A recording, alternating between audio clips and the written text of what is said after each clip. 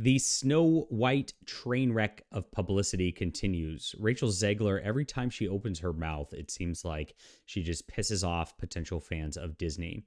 Of course, we're already seeing that this is going to be an awful movie. The casting just doesn't make sense for Snow White to begin with. As much as I love Rachel Zegler as an actress, she is like my favorite, I gotta tell you guys. Hunger Games was fantastic, but I know you don't want to hear that from me, so don't leave me nasty comments. All right. Anyway, they're going to ruin the story. They keep saying that they're going to change everything, and it's not going to be your traditional Snow White story. So we know what's coming. It's going to be a diversity woke fest that's just going to bastardize what the original fun cartoon was from Disney to begin with. And Disney just doesn't honor anything that came before anymore. It's the opposite of Godzilla Minus One, by the way. I'm going to be on my soapbox for this for a moment. Godzilla Minus One really honored what Godzilla was before. It honored traditional Japanese culture. It hit on every cylinder because of that.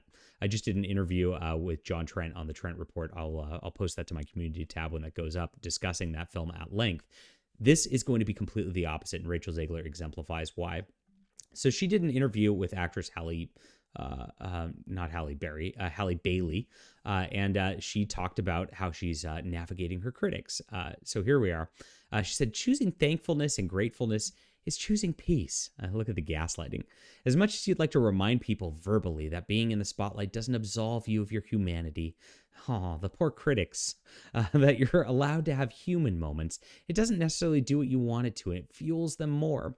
So as you see, everybody's at fault but her. She hasn't said anything stupid. She hasn't said anything to upset people. And we're going to go over some of her comments where she definitely is at fault in just a moment. But it is them, and she's just being better, right? I love the be better meme.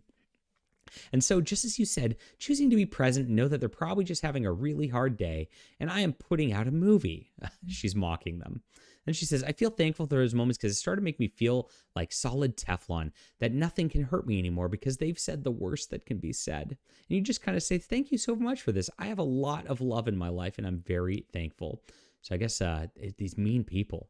She's the victim. And, we do get to do our work, and that speaks for itself instead. And this is kind of like the Hollywood attitude that they have, that they're just better than everybody else. They're the ones who are producing something worthwhile. These people are just below them. And that's exactly how she thinks of it. She's entitled. She's a whiny brat. And, of course, that's the problem that's going on here. So here she goes, can I be the new Hawkeye?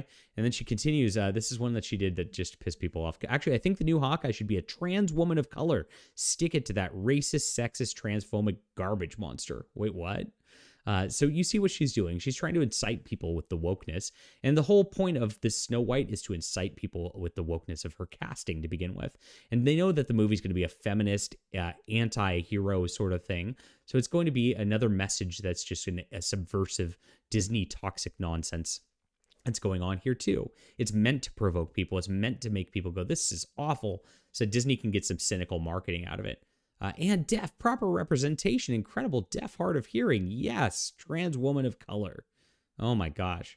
Not even remotely going to address the story that came out today, but he has made racist, sexist, transphobic comments, totally disrespected the deaf community. Oh my gosh.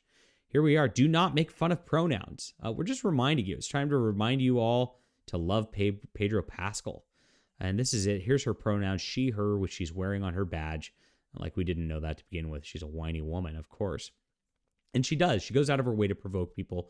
Disney goes out of its way to provoke people. They are this cynical, and then they want to gaslight you to pretend like this isn't happening to begin with every single time.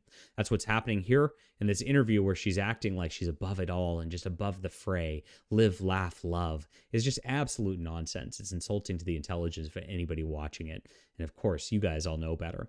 Leave a comment down below with what you think about this. Hit that like and subscribe button. We'll be back soon.